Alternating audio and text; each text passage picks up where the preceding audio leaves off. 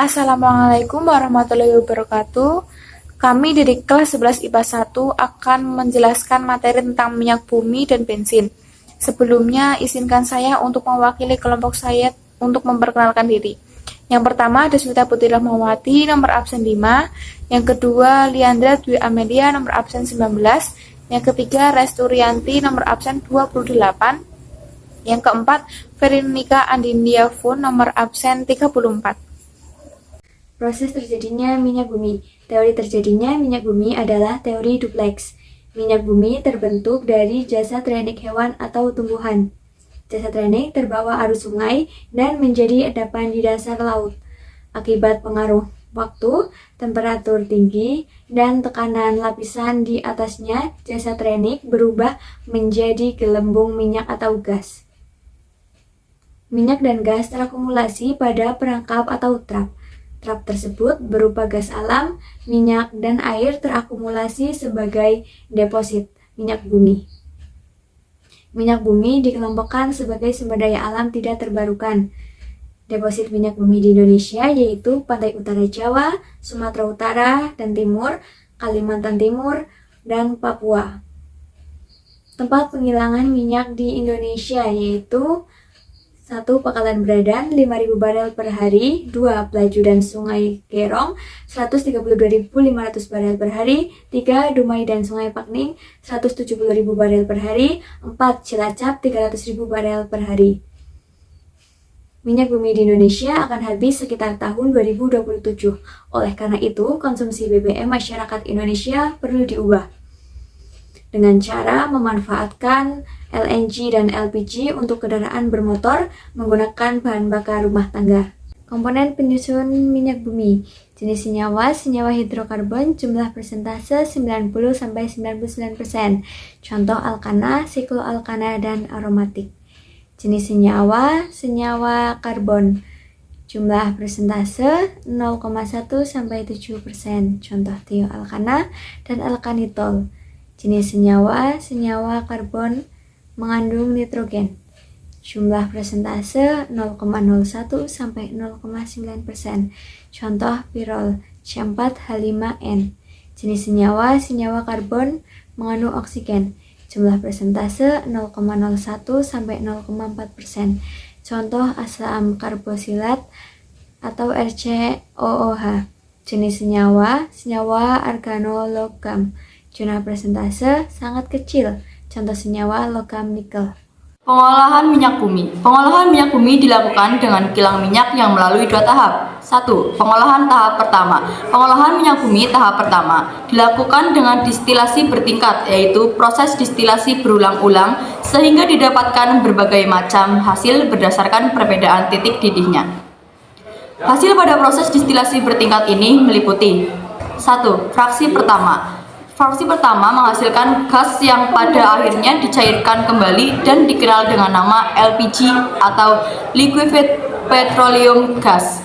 LPG digunakan untuk bahan bakar kompor gas dan mobil BBG atau diolah lebih lanjut menjadi bahan kimia lainnya. Fraksi kedua disebut nafta atau gas bumi. Nafta tidak dapat langsung digunakan tetapi diolah lebih lanjut pada tahap kedua menjadi bensin atau premium atau bahan petrokimia yang lainnya. Nafta sering disebut juga sebagai bensin berat. Fraksi ketiga atau fraksi tengah selanjutnya dibuat menjadi kerosin atau minyak tanah dan aftur atau bahan bakar pesawat jet. Fraksi keempat sering disebut solar yang digunakan sebagai bahan bakar mesin diesel. Fraksi kelima atau disebut juga residu yang berisi hidrokarbon rantai panjang dan dapat diolah lebih lanjut pada tahap kedua menjadi berbagai senyawa karbon lainnya dan sisanya sebagai aspal dan lilin. 1. Gas. Rantai karbonnya C1 sampai C4. Titik didihnya kurang dari 0 derajat Celcius. 2. Bensin. Rantai karbonnya C5 sampai C12. Titik didihnya 20 sampai 200 derajat Celcius. 3. Kerosin. Rantai karbonnya C12 sampai C16. Titik didihnya 175 sampai 275 derajat Celcius. 4. Diesel. Rantai karbonnya C15 sampai C18. Titik didihnya 250 sampai 400 derajat Celcius. 5. Pelumas, rantai karbonnya C17 ke atas, titik didihnya lebih dari 300 derajat Celcius. 6. Residu, rantai karbonnya C20 ke atas, titik didihnya lebih dari 350 derajat Celcius. Pengolahan tahap kedua. Pada tahap kedua dilakukan berbagai proses lanjutan dari hasil penyulingan pada tahap pertama. Proses-proses tersebut meliputi: pertama, perengkahan. Pada proses ini dilakukan perubahan struktur kimia senyawa-senyawa hidrokarbon yang meliputi pemecahan rantai, alkilasi atau pembentukan alkil, polimerisasi atau penggabungan rantai karbon, reformasi atau perubahan struktur, dan isomerisasi atau perubahan isomer.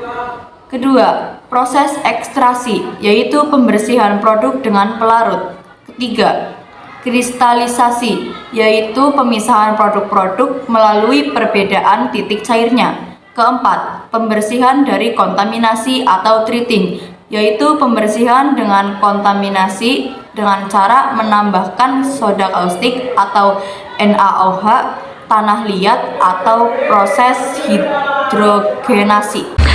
Saya Deswita Putri Rahmawati, nomor absen 5 dari kelas 11 IPA 1 akan menjelaskan poin kelima dan keenam. Poin kelima tentang hasil pengolahan minyak bumi beserta titik didih dan pentangan atom karbon. Poin keenam yaitu komponen penyusun bensin.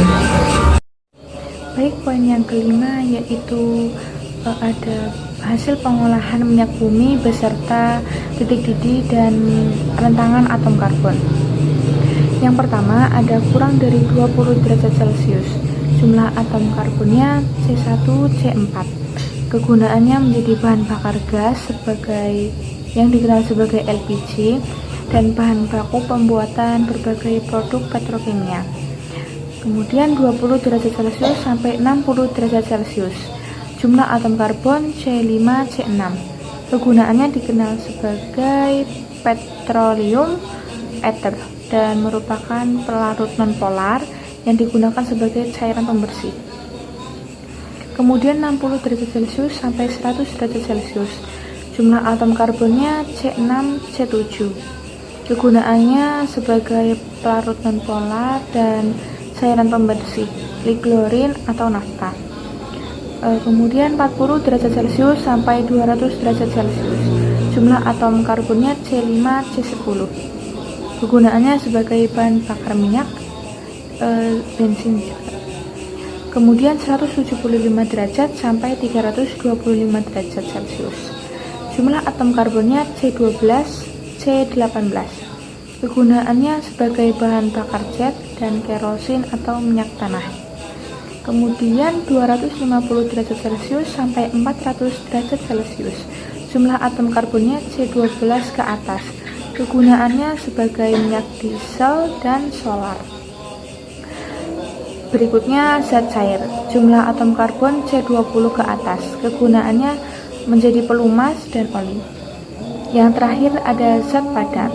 Jumlah atom karbon zat padat yaitu C20 ke atas. Kegunaannya sebagai lilin parfum dan aspat. Yang poin keenam ada komponen penyusun bensin. Hasil pengolahan minyak bumi umumnya dimanfaatkan sebagai bahan bakar.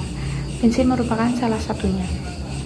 Nah, saat ini beberapa jenis bensin yang beredar di pasaran seperti premium, pertalite, pertamax, dan pertamax plus. Harga masing-masing jenis bensin juga tidak sama karena mutunya berbeda. Mutu bensin ditentukan oleh efektivitas pembakarannya di dalam mesin. Bensin yang tidak baik menimbulkan ketukan knocking pada mesin. Berdasarkan penelitian, bensin merupakan campuran dari senyawa beberapa hidrokarbon. Nah, penelitian umumnya dilakukan dengan membuat suatu bensin standar, yaitu bensin yang dibuat dari senyawa N-heptana dan isoktana atau 2,2,4-trimetilpentana, dan angka yang digunakan untuk menunjukkan mutu bensin ini disebut dengan angka oktan atau bilangan oktana.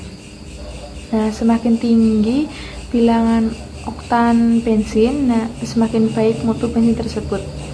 bensin standar mengandung 100% isooktana, diberi angka oktan 100, sedangkan yang mengandung 100% N-heptana diberi angka oktan 0. Nah, bensin standar yang mengandung 60% isooktana dan 40% N-heptana diberi angka oktan 60.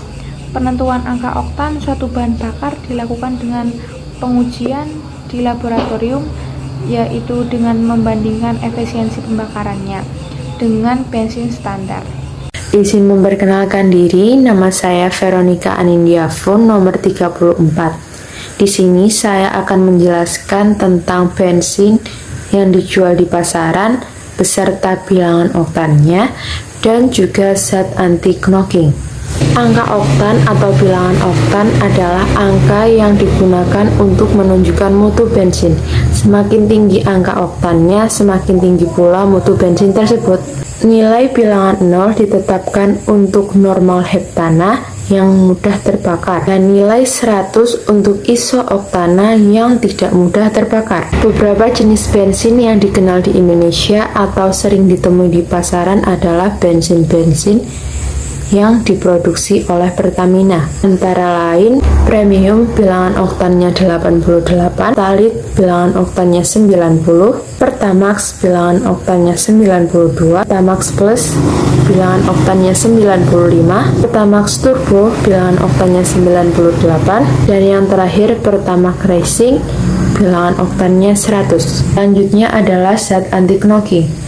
Zat anti knocking adalah zat tambahan yang digunakan pada bensin untuk mengurangi detonasi atau ketukan pada mesin. Untuk mengurangi ketukan atau menaikkan bilangan oktan, dapat menggunakan zat-zat tambahan atau aditif. Salah satu yang termurah adalah tetraethyltimbal atau TET, atau bisa disebut juga tetraethylit atau TEL. Adalah senyawa yang terdiri dari atom timbal yang terikat dengan 4 gus etil. Walaupun meningkatkan kualitas bensin, penggunaan tetraethyltimbal dapat mengakibatkan pelepasan timbal yang terbakar ke udara. Karena pada saat dibakar, selain gas karbon dioksida dan uap air, juga menghasilkan timbal padat. Agar timbal tidak tertimbun dalam mesin, maka pada bensin sering ditambahkan 1,2-dibromometan agar bereaksi dengan timbal membentuk timbal 2-bromida yang mudah dibebaskan ke udara. Timbal merupakan unsur yang berbahaya. Hal ini menimbulkan bahaya dari segi kesehatan. Oleh karena itu, tetraethyltimbal mulai ditinggalkan dan dicari senyawa lainnya yang berongkos murah dan dapat mengurangi ketukan. Salah satunya adalah metil tersier butyl ether sebagai peningkatan bilangan oktan karena tidak melepaskan timbal ke udara sehingga ramah lingkungan. Sekian yang bisa saya sampaikan dalam penjelasan tentang bensin yang ada di pasaran beserta bilangan oktannya dan juga zat anti knocking. Bila ada kesalahan kata atau kalimat, saya mohon maaf yang sebesar-besarnya. Terima kasih. Sekian dari kelompok kami.